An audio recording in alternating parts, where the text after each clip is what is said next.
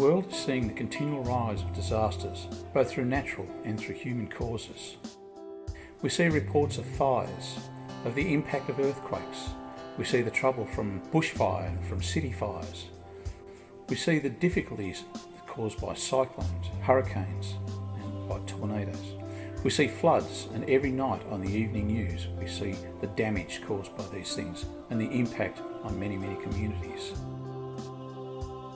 The trend for natural disasters across the world is on the increase. As we can see, in every region here it is increasing dramatically, particularly over the last 50 years, and we've seen that it's all types of disasters, with flood leading the way as one of the most significant and the highest.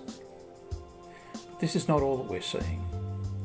We also know that through the use of technology that the number of deaths is decreasing as early warning systems are put in place, and we can better identify when a disaster is going to happen and get people out.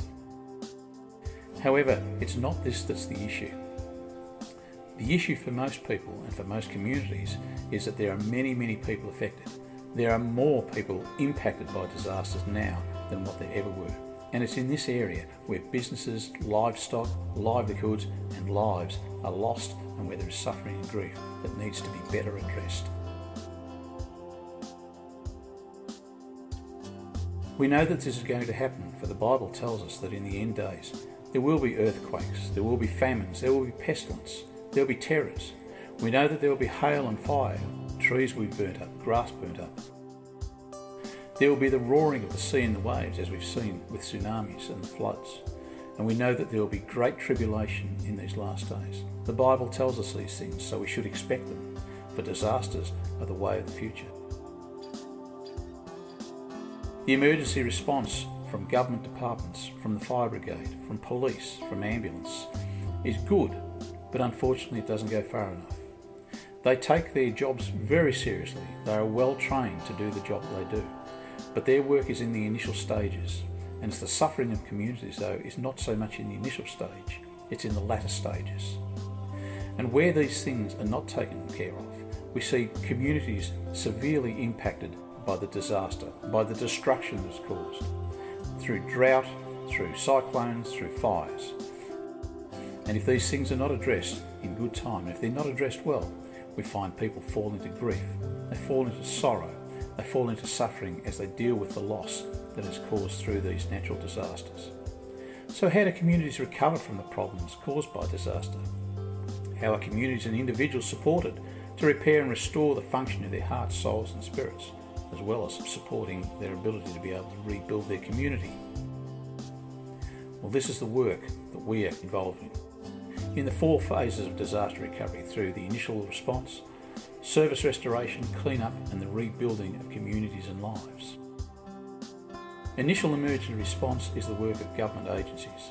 The first responders, police, fire, ambulance, SES, hospital and in some cases the army, and they are well trained to do this. The second phase is the restoration of services: water, power, gas, communication, sewage, roads, bridges and infrastructure. Again, this is the work of government departments, and these people are well trained to be able to do what they do, to get the place up and running, at least for basic needs. The third phase is the clean-up, and this generally takes longer. It's usually volunteers, local community, homeowners, businesses and voluntary organisations to clean up the mess caused by the natural disasters as they occur. The final phase is the longest phase. This is the one that takes time. It's the rebuilding of communities and lives. And this is the work where faith-based organisations, volunteer organisations, counsellors, mentors, coaches and churches work. And it's essential that this is done well, because it takes a long time to rebuild, not just physically, but to rebuild mentally. And when it fails, when it takes such a long time for things to get back to normal, this is where people fall into depression. This is where suicides occur. And this is where grief burns at people. So the Christian Disaster Support Network is a Christian faith-based organisation. We network with churches and other faith-based groups. We're a volunteer group committed to supporting disaster-affected communities and working closely with the emergency services, with government at all levels and other disaster support agencies. What we do is to assess the disaster-affected areas for the support needed. We identify and assess the needs of affected communities and liaise and work with all the on-ground services and agencies. We manage and deploy volunteer forces to effect timely improvements.